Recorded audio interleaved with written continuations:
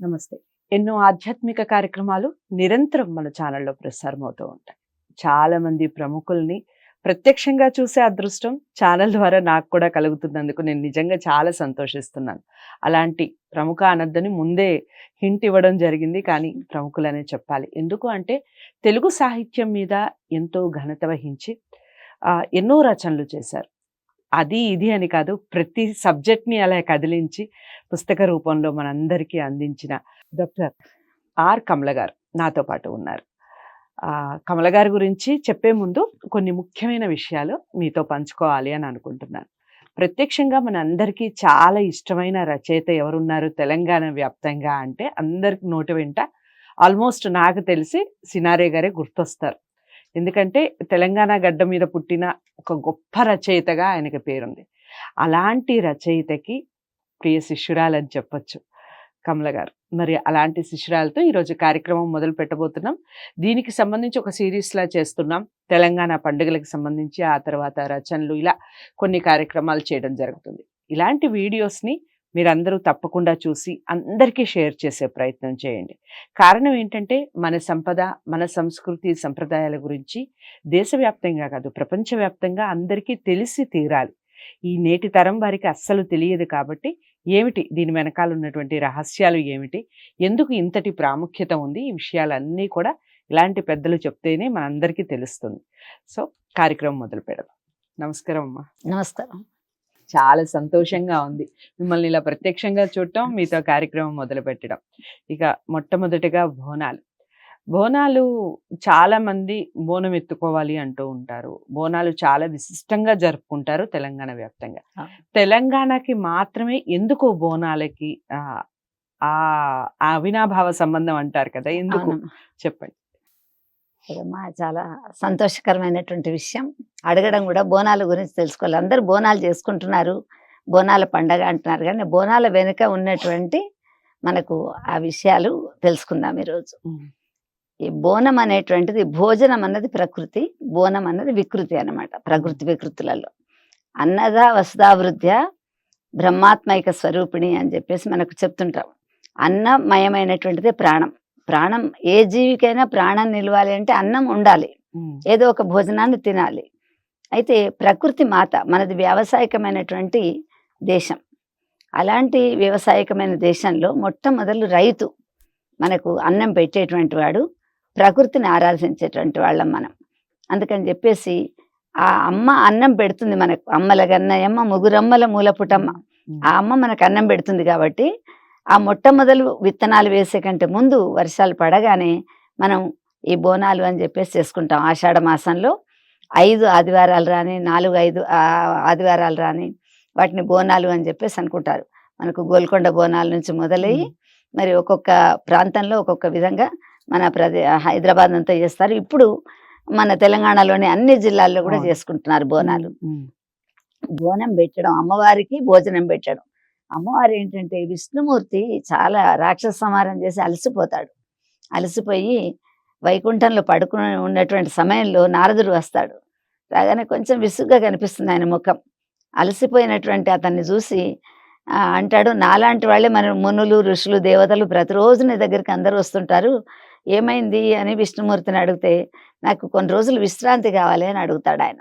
విశ్రాంతిగా ఎక్కడైనా నేను ఉండాలి, నాకు విశ్రాంతి తీసుకుంటాను అని చెప్పేసి అంటే, ఇక్కడ వైకుంఠంలో ఉంటే మిమ్మల్ని ఎవరు కూడా విశ్రాంతి తీసుకొనివ్వరు, మీ మామగారు ఇల్లైనటువంటి సముద్రానికి వెళ్ళి క్షీర సముద్రంలో మీరు విశ్రాంతి తీసుకోండి అంటాడు. అది మనకు వెనుక ఉన్నటువంటి దాని విషయం. అప్పుడు ఆయన శయన ఏకాదశి నుండి నిన్నటి ఉత్థాన ఏకాదశి వరకు స్వామి అక్కడ ఉంటాడు. అప్పుడు అమ్మవారు అంటది, మరి మీరు విశ్రాంతి తీసుకుంటారు, నేనేం చేయాలి అని అడుగుతుంది. అంటే ఏం లేదు, నీ భక్తులు, ఎందుకంటే భర్త ఉద్యోగరీత్యా ఏదైనా వేరే ఊర్లకు పోయినా, ఇక్కడ హైదరాబాద్ మన తెలంగాణలో దౌరా ఓడు అంటారు, ఉద్యోగరీత్యా ఎక్కడికన్నా వెళ్ళా లేకుంటే ఆయన ఇంట్లో లేకున్నా అక్క చెల్లెళ్ళ ఇంటికో స్నేహితుల ఇంటికో వెళుతూ ఉంటారు. అందుకని చెప్పేసి నువ్వు నీ భక్తులు ఎవరైతే నిన్ను ప్రేమతో పిలుచుకుంటారో భక్తితో, వాళ్ళ దగ్గరికి నువ్వు వెళ్ళమని చెప్పేసి అంటది. ఆ వెళుతున్నటువంటి ఆమెకు అక్కజెల్లెళ్ళు ఉంటారు. అక్కజెల్లెళ్ళు పోలేరులో ఉన్నటువంటి పోలేరమ్మ, తర్వాత పోచక్క తల్లి అని అంటారు. నీళ్లు కొత్తవి వస్తుంటాయి అప్పుడే మనకు చెరువులలోకి, కుంటల్లోకి, ఆ సరిహద్దు ప్రాంతాల్లోకి వచ్చేటువంటి పోలేరమ్మ, మైసమ్మ, పోచమ్మ, నల్ల పోచమ్మ, కట్ట మైసమ్మ, ఇట్లా అనేకమైనటువంటి పేర్లతో మనకు హైదరాబాద్ చుట్టూ, తర్వాత ప్రతి గ్రామం చుట్టూ గ్రామ దేవతలు ఉంటారు. ఆ గ్రామ దేవతలందరికీ చెప్తుంది ఆమె. చెప్పి నేను వస్తున్నాను అని చెప్పేసి అంటే వాళ్ళు సంతోషపడతారు. ఎందుకంటే అక్క వస్తుంది మన దగ్గరికి, అందుకని మనం ఇక్కడ ఉత్సాహంగా బోనాలు చేసుకోవాలి అని చెప్పేసి ఈ అమ్మవారు ఈ 4 నెలలు మొదటి నెల అక్కడంతా తిరుగుతుంది. ఈ 4 నెలల్లో ఏ పూజలు చేస్తే కూడా అమ్మకే పూజలు తప్ప అయ్యవారు విశ్రాంతి. అంటే ఆయనకు చెందుతాయి కానీ అమ్మవారికే పూజలు ఉంటాయి. మీరు దేవి నవరాత్రులు చేయండి, బతుకమ్మ అని పేరు పెట్టండి, బొడ్డెమ్మ అనండి, ధనలక్ష్మి పూజలు చేసేంత వరకు కూడా అమ్మవారికే పూజలు. అందుకని చెప్పేసి ప్రకృతి మాతను పూజించడమే బోనాలు. ఓకే, అది దానికి బోనాల వెనుకున్నటువంటి చరిత్ర అది.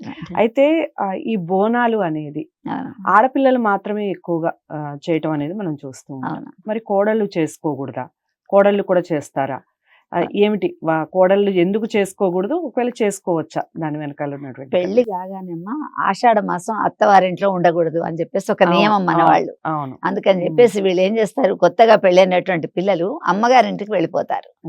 అమ్మగారింటికి వెళ్ళిపోతే ఆ స్నేహితులు అందరూ కూడా, తన స్నేహితురాళ్ళు కూడా అప్పుడు అక్కడికి వచ్చేస్తారు.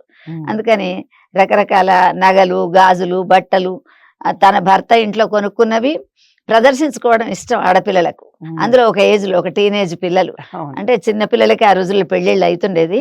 16 ఏళ్ల నుండి 25 ఏళ్ల వరకు అనుకోండి, ఇప్పటి వరకు పెళ్లిళ్ళు అయినా కూడా వాళ్ళు ఏంటంటే మొట్టమొదటి పెళ్లి కాగానే ఆషాఢ మాసం ఉండరు కనుక అమ్మో అత్తవారింట్లోంచి మనం కొన్ని రోజులు అమ్మ వాళ్ళ ఇంటికి వెళ్తామంటే ఎవరికైనా సంతోషం. వెళ్ళినటువంటి వాళ్ళు అమ్మ ఇంటికి వెళ్ళి అన్నలకు, వదినలకు, ఇంట్లో ఉన్నటువంటి తల్లిదండ్రులకు, పిల్లలకు, తర్వాత కోడి, గొర్రె అన్నిటికీ కూడా పశువులకు, పక్షులకు మేలు జరగాలని చెప్పేసి ఆడపిల్ల తలకు నూనె అంటడం కానీ, మంగళహారతి ఇవ్వడం కానీ ఏదైనా ఆడపిల్లకే ప్రాముఖ్యత. అందుకని చెప్పేసి అమ్మాయి ఆ తల్లిగారింటికి వెళుతుంది. అక్కడ ఆడి పాడి వాళ్ళతో పాటు బోనం ఎత్తుకొని వెళుతుంది. కొన్నాళ్ళు అయిన తర్వాత, పిల్ల పాప అయిన తర్వాత అత్తవారింట్లో తనే ఉంటుంది కనుక అక్కడి నుండి కూడా వెళుతుంది. అత్తవారింట్లో బోనం ఎత్తుకోదు అని చెప్పేసి చెప్పడానికి వీల్లేదు, కానీ ఆడపిల్లకు బోనం ఎత్తుతారు. ఆడపిల్ల ఎత్తుకొని వెళితే ఇంటికి మంచిది అని చెప్పేసి అందుకని ఆడపిల్లకి ఇంపార్టెన్స్. అయితే ఈ బోనం అనేదమ్మా ఎన్ని రోజులు, ఎన్ని సంవత్సరాలు చేసుకోవాలి? ప్రతి సంవత్సరం కూడా చేసుకోవాలా, లేదా కొన్ని సంవత్సరాలకు మాత్రమే నియమం అనేది? ఇప్పుడు నిత్య వ్రతాలు, నైమిత్తిక వ్రతాలు, కామ్య వ్రతాలు అని ఉంటాయి మనకు. కొన్నిటికి కొన్ని చేస్తుంటాం, కానీ ఇది జీవితాంతం చేసుకోవచ్చు. ఎందుకంటే ప్రతి సంవత్సరం అమ్మ మన దగ్గరికి వస్తుంది, ఆమెకు బోనం పోస్తూ ఉంటాం. మనకి నియమం ఏం లేదు, నియమం అంటూ లేదు, నియమం లేదు. ఇళ్లలో ఆనవాయితీ అని ఉంటుంది. ఆనవాయితీ ఉన్నటువంటి వాళ్ళు తప్పకుండా ఇంట్లో బోనం పోసుకోవడం అనేటువంటిది అది ఆచారం. ఇక పర్సనల్ క్వశ్చన్, మీరు ఎన్నిసార్లు బోనం ఎత్తుకున్నారు? మీరు మీ జీవితంలో అసలు బోనం వెనక మీకున్నటువంటి రిలేషన్ ఏమిటి చెప్పండి. తప్పకుండా. ఇప్పుడు 4 వారాలు ఆదివారాలు బోనాలు ఇక్కడ మనకు పండగ. అది బల్కంపేట ఎల్లమ్మ అని, తర్వాత గోల్కొండ అని ఇదంతా చేస్తూ ఉంటారు. కానీ శిష్టులు చేస్తుంటారు, పామర్లు చేస్తుంటారు. శిష్టులు అయినటువంటి వాళ్ళు ఏం చేస్తారంటే బోనాలు ఎత్తుకొని ఆ బయటకు వెళ్ళడం చేయడం కాకుండా అక్కడ ఇంతకు ముందైతే కొంచెం బలి ఇవ్వడం అనేటువంటిది కూడా ఉండేది. ఇప్పుడు దేవాలయాల్లో శాఖ పోస్తారు, తర్వాత అన్నం తీసుకువెళ్ళి పచ్చటి అన్నం అమ్మవారికి సమర్పించుకుంటారు. కుండల్లో కొత్త కుండకు బొట్లు పెట్టేసి చేసి తీసుకొని వెళుతుంటారు. కానీ కొంతమంది మా ఆచారం ఏంటంటే గోడకే పోచం అంటే అమ్మవారు ఎక్కడ లేదు, సర్వాంతర్యామిని అంతా ఉంది. అందుకని అమ్మనే మన ఇంటికి పిలుచుకొని ఒక గోడకు ఆవు పాలు పసుపుతో పొలం రాస్తారనమాట. పొలాల అమావాస్య అంటారు. చివరి ఆదివారం ఏదైతే ఉంటుందో అమావాస్య, శ్రావణ మాసం నుండి మళ్ళీ ఆషాఢం మొదలయ్యే వరకు, అది శ్రావణం మొదలయ్యే వరకు, ఆషాఢం నుండి చివరి వరకు ఆషాఢ మాసంలో అమావాస్య రోజు పొలాల అమావాస్య అని చెప్పేసి గోడకు పసుపు, పాలు లేకుంటే ఆవు పేడతో అలికి పొలాలు అని చెప్పేసి రాస్తారు. రాసి ఒక పేరెంటాలని పిలిచి ఆమెకు పసుపు దారం కట్టి 9 రకాలైనటువంటి వంటలు పెట్టి ఈశ్వరానాం సర్వభూతానాం అన్నట్టు ఈగలు, దోమలు, రకరకాల వర్షాకాలంలో మనకు పుబ్బలో పుట్టి మగలో చనిపోయి అనేక రకాల పురుగులు వస్తుంటాయి. మనకి ఎప్పుడు కనిపించవు అవి సంవత్సరంలో. కానీ ఉసిళ్ళు కానివ్వండి, తర్వాత రకరకాల ఎర్రటి పురుగులు ఉంటాయి చూడండి, వాటిని అది ఏదో పురుగులు అంటారు, గుర్రం పురుగులు అట్లాంటివన్నీ వచ్చేస్తుంటాయి. అందుకని వాటికి ఈగలు, దోమలు ఎక్కువ వస్తుంటాయి. కలరా, మలేరియా, జాండిసు, అప్పుడు రోగాలు వచ్చే టైం అన్నమాట. ఓ. అలాంటి వ్యాధులు అంటువ్యాధులు వస్తుంటాయి. ఉమ్, ఉమ్, అందుకని ఈగలు దోమలకు కూడా విస్తరి వేసి వడ్డించి ఉమ్, మళ్ళీ పాలేరుకు పాయసం గారెలు ఇచ్చి ఉమ్, ఊరి బయట ఉన్నటువంటి పోచమ్మకు నైవేద్యం పెట్టమని చెప్పేసి ఇంటికి వచ్చినటువంటి పేరెంటాలనే పోచక్క తల్లి అని ఉమ్, పోచక్క తల్లి కథ ఉంది అందులో, పొలాల ఓకే. అమావాస్య కథ. ఓకే. కథ చెప్పి అక్షంతలు వేసుకొని ఆ రోజు నియమనిష్టలతో తలార స్నానం చేసి మడితో ఉమ్, చాలా శుచిగా శుభ్రంగా ఆమె వంట చేసి పెడతారన్నమాట. ఉమ్, అది కొన్ని ప్రాంతాలలో, అన్ని ప్రాంతాలలో, తెలంగాణ ప్రాంతాలలో అది చేస్తుంటారు. ఓకే. సిస్టులు ఇంట్లోనే చేసుకుంటారు. ఉమ్, మిగతా వాళ్ళందరూ కూడా గుళ్ళకు వెళ్ళి అక్కడ కూడా చేసుకుంటారు. ఓకే. మిగతా రోజులలో వెళ్ళి కొబ్బరికాయ కొట్టడం, ఉమ్, హారతి ఇవ్వడం, దీపాలు ముట్టించడం అలాంటివి చేస్తుంటారు. ఉమ్, ఉమ్, కానీ పొలాల అమావాస్య మాత్రం ఈ బోనాల పండుగ ఇంట్లోనే చేస్తారు. ఓకే. మీరు చేశారమ్మా? చేస్తాము, ఎప్పుడు చేస్తాం, ఎవ్రీ ఇయర్ ఎవ్రీ ఇయర్ చేస్తారు, నిరంతరంగా నిరంతరం చేస్తున్నారు? చేస్తాం. ఇక్కడ కాదండి, దేశ ఓకే. విదేశాల్లో ఉన్న మన వాళ్ళు ఉమ్, ఆ రోజు 17 దేశాల్లో మా ఊరి వాళ్ళు ఉన్నారు. ఉమ్, 17 దేశాల్లో మెనూ ఏంటి అని అడగండి, అదే మెనూ ఉంటుంది, వేరే ఉండదు. ఓ. అదే పాయసం, అదే గారెలు, అదే మజ్జిగ పులుసు, అదే చింతకాయ వస్తుంది కొత్తగా అప్పుడు అదే పులుసు, ఉమ్, తర్వాత కూరగాయలు, వంటలు అన్నీ అవే ఉంటాయన్నమాట. దోసకాయ పచ్చడి, కీరా పచ్చడి, పొట్లకాయ ఇట్లాంటివన్నీ ఉంటాయన్నమాట. అందుకని 17 దేశాల్లో ఆ రోజు మాత్రం మెను, మిగతా రోజుల్లో వాళ్ళు ఏదైనా వండుకోవచ్చు, ఉమ్, కానీ ఆ రోజు అదే వండుతారు, అదే పేరెంటాలు పెడతారు. ఓకే. అదే ఇది కూడా నిజంగా చాలా తెలంగాణలో గొప్ప రికార్డ్ విషయం. అనిపించి అంతేనా? 17 దేశాల్లో 17 ఒకటే దేశాల్లో మెను ఉండటం అనేది ఒకటే. చాలా రికార్డు అంతే. కదా నిజంగా. ఇక బోనాలకి సంబంధించి ఒకవేళ ఒక సంవత్సరం మిస్ అయితే, అవును. ఈ సంవత్సరం ఏదన్నా కారణం చేత మనం మిస్ అవును. అయితే కనుక అవును. నెక్స్ట్ ఇయర్ కంటిన్యూ చేయొచ్చా అమ్మా దీన్ని? అంటే తప్పకుండా చేయాలమ్మా, అది మిస్ చేయడానికి వీలు లేదు. ఓకే. ఒక సంవత్సరం వాళ్ళ ఇంట్లో ఎవరైనా పోయినా, వాళ్ళు ఆమె బయట ఉండి చేసుకోకపోయినా చేస్తే కూడా ఉమ్, మొదటి వారం ఒకవేళ తప్పిపోయింది అనుకోండి, ఉమ్. పోతే తర్వాతి వారం బోనాలు ఆహా, చేసుకుంటారు. తర్వాత వారం కానీ చేసుకోవచ్చు. వచ్చే సంవత్సరం కూడా, ఈ సంవత్సరం వాళ్ళు చేసుకోలేదు అనుకోండి, ఏడాది సూతకం అంటారు. అవును. వాళ్ళకి ఒకవేళ ఉంటే ఉమ్. తర్వాత సంవత్సరం తప్పకుండా చేసుకో. సో బోనాలకు సంబంధించి చాలా చక్కటి ఇన్ఫర్మేషన్ ఇచ్చారు. దేశ విదేశాల్లో నిజంగా ఒకే మెను ఫాలో అవ్వడం అనేది చాలా ఆశ్చర్యంతో కూడుకున్న విషయం, చాలా సంతోషించదగ్గ విషయం. అంటే మన సంస్కృతి సంప్రదాయాలు అసలు ఎల్లలు ఏ దాటిపోతున్నాయి. దేశం ఎగినా ఎందుకు కాలిడుగా. తెలుగువాడు ఎక్కడైనా తెలుగువాడే నిజంగా. మన గడ్డ, మన తెలంగాణ గడ్డలో చేసుకునే అత్యంత ముఖ్యమైన పండుగ, తెలంగాణలో జరుపుకునే ఒక ప్రసిద్ధమైనటువంటి పండుగ అని చెప్పొచ్చు బోనాలు.